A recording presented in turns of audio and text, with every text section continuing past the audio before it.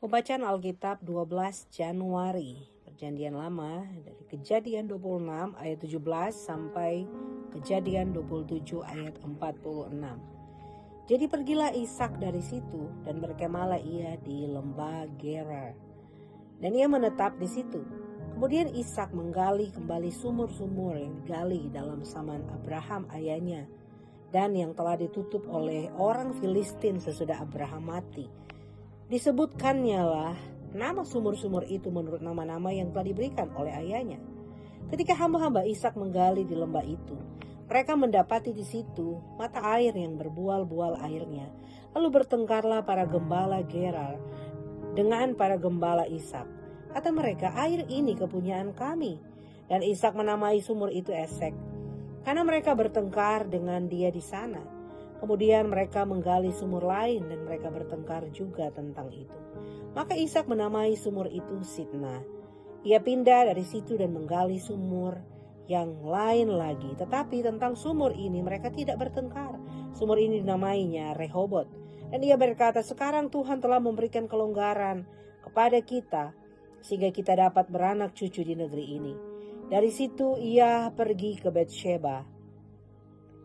Lalu pada malam itu Tuhan menampakkan diri kepadanya serta berfirman, akulah Allah ayahmu Abraham. Janganlah takut, sebab aku menyertai engkau. Aku akan memberkati engkau dan membuat banyak keturunanmu. Karena Abraham hambaku itu.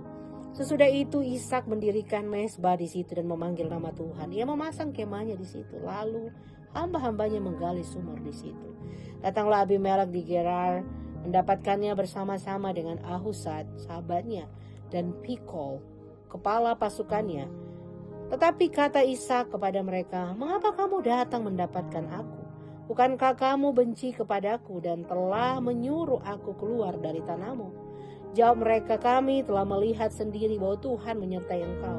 Sebab itu kami berkata, baiklah kita mengadakan sumpah setia antara kami dan engkau. Dan baiklah kami mengikat perjanjian dengan engkau, bahwa engkau tidak akan berbuat jahat kepada kami seperti kami tidak mengganggu engkau, dan seperti kami semata-mata berbuat baik kepadamu dan membiarkan engkau pergi dengan damai. Bukankah engkau sekarang yang diberkati Tuhan?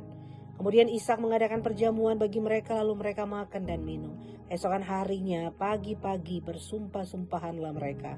Kemudian Ishak melepas mereka dan mereka meninggalkan dia dengan damai.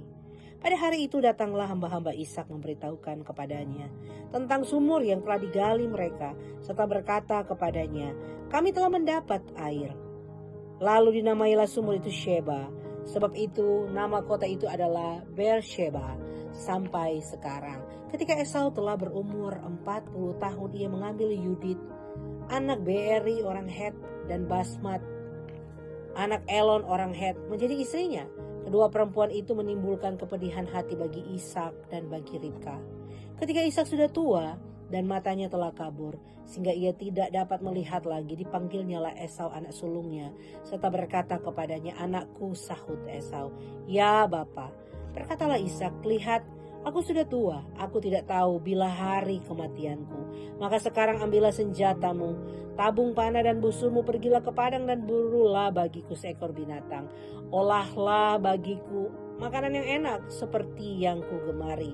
Sesudah itu bawalah kepadaku supaya ku makan, agar aku memberkati engkau sebelum aku mati. Tetapi Ribka mendengarkannya ketika Ishak berkata kepada Esau anaknya, setelah engkau pergi dari padang memburu seekor binatang untuk dibawanya kepada ayahnya, berkatalah Ribka kepada Yakub anaknya, telah ku dengar ayahmu berkata kepada Esau kakakmu, bawalah seekor binatang buruan dan olahlah bagiku makanan yang enak supaya ku makan dan supaya aku memberkati engkau di hadapan Tuhan sebelum aku mati. Maka sekarang anakku, dengarkanlah perkataanku seperti yang kuperintahkan kepadamu. Pergilah ke tempat kambing domba kita, ambillah dari sana 2 anak kambing yang baik, maka aku akan mengolahnya menjadi makanan yang enak bagi ayahmu seperti yang digemarinya. Bawalah itu kepada ayahmu supaya dimakannya, agar dia memberkati engkau sebelum ia mati. Lalu kata Yakub kepada Ribka ibunya, tapi Esau kakakku adalah seorang yang berbulu badannya, sedang aku ini kulit-kulicin. Mungkin ayahku akan meraba aku, maka nanti ia akan menyangka bahwa aku mau memperolok-olokkan dia. Dengan demikian aku akan mendatangkan kutuk atas diriku dan bukan berkat. Tapi ibunya berkata kepadanya, akulah yang menanggung kutuk itu, anakku. Dengarkan saja perkataanku, pergilah ambil kambing-kambing itu. Lalu ia pergi mengambil kambing-kambing itu dan membawanya kepada ibunya. Sesudah itu ibunya mengolah makanan yang enak seperti yang digemari ayahnya. Kemudian Rika mengambil pakaian yang indah kepunyaan Esau anak sulungnya, pakaian yang disimpannya di rumah, lalu disuruhnya lah dikenakan oleh Yakub anak bungsunya.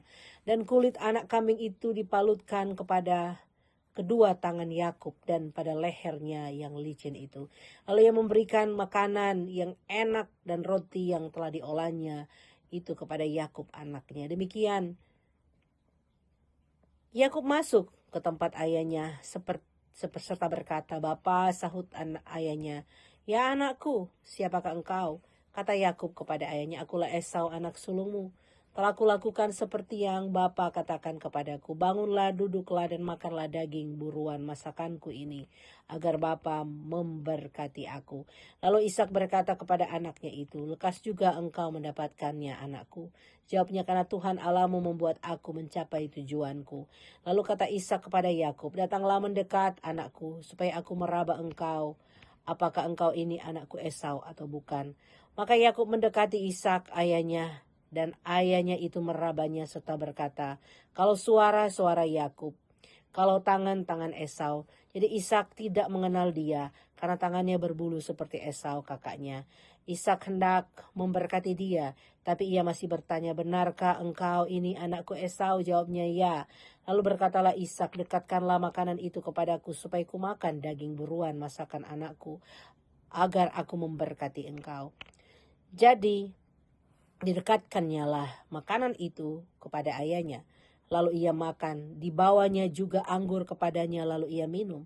Berkatalah Ishak ayahnya kepadanya, "Datanglah dekat-dekat dan ciumlah aku, anakku." Lalu datanglah Yakub dekat-dekat dan diciumnya lah ayahnya. Ketika Ishak mencium bau pakaian Yakub, diberkatilah dia, katanya, "Sesungguhnya bau anakku adalah sebagai bau padang yang diberkati Tuhan. Allah akan memberikan kepadamu embun yang dari langit dan tanah-tanah gemuk di bumi dan gandum serta anggur berlimpah-limpah. Bangsa-bangsa akan takluk kepadamu dan suku-suku bangsa akan sujud kepadamu.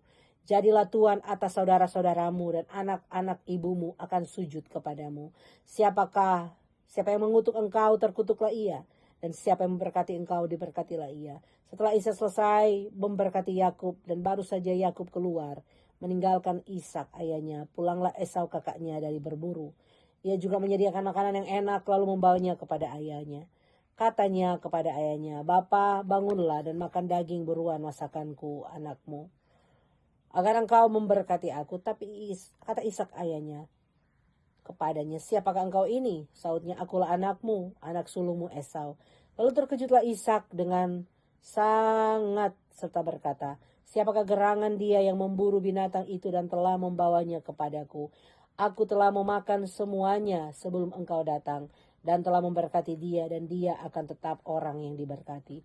Sudah Esau mendengar perkataan ayahnya itu, meraung-raunglah ia dengan sangat keras dalam kepedihan hatinya serta berkata kepadanya ayahnya, "Berkatilah aku ini juga ya Bapa." Jawab ayahnya, "Adikmu telah datang dengan tipu daya dan telah merampas berkat yang untukmu itu." Kata Esau, "Bukankah tepat namanya Yakub, karena ia telah 2 kali menipu aku? Hak kesulunganku telah dirampasnya, dan sekarang dirampasnya pula berkat yang untukku."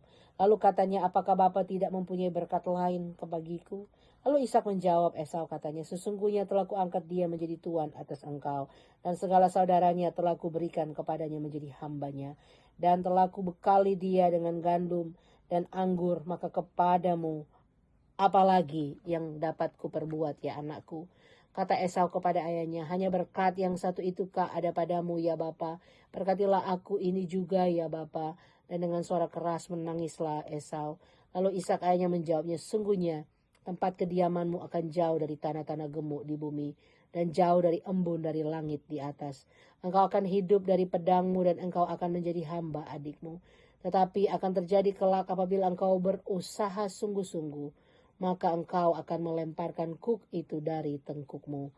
Esau menaruh dendam kepada Yakub karena berkat yang telah diberikan oleh ayahnya kepadanya. Lalu ia berkata kepada dirinya sendiri, hari-hari berkabung karena kematian ayahku itu tidak akan lama lagi. Pada waktu itulah Yakub adikku akan kubunuh.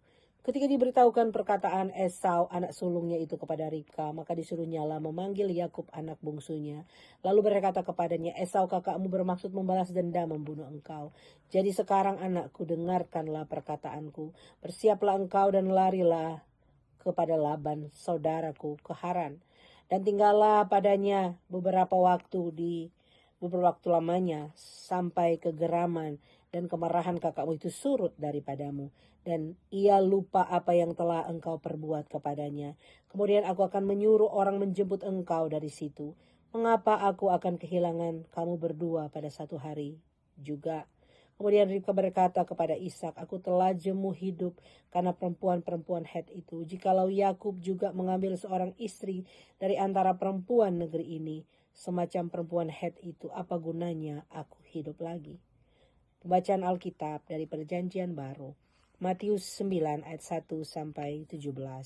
Sesudah itu naiklah Yesus ke dalam perahu lalu menyeberang. Kemudian sampailah ia ke kotanya sendiri. Maka dibawa oranglah kepadanya seorang lumpuh yang terbaring di tempat tidurnya.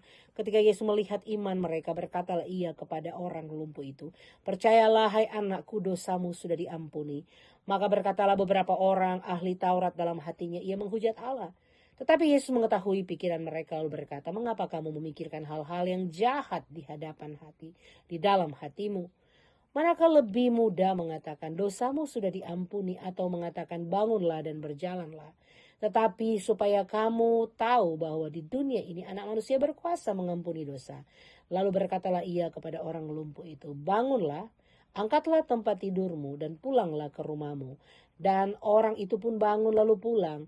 Maka orang banyak yang melihat hal itu takut, lalu memuliakan Allah yang telah memberikan kuasa sedemikian itu kepada manusia. Setelah Yesus pergi dari situ, ia melihat seorang yang bernama Matius duduk di rumah cukai, lalu ia berkata kepadanya, ikutlah aku. Maka berdirilah Matius lalu mengikut dia. Kemudian ketika Yesus makan di rumah Matius, datanglah banyak pemungut cukai dan orang berdosa dan makan bersama-sama dengan dia dan murid-muridnya. Pada waktu orang Farisi melihat hal itu, berkatalah mereka kepada murid-murid Yesus, mengapa gurumu makan bersama-sama dengan pemungut cukai dan orang berdosa?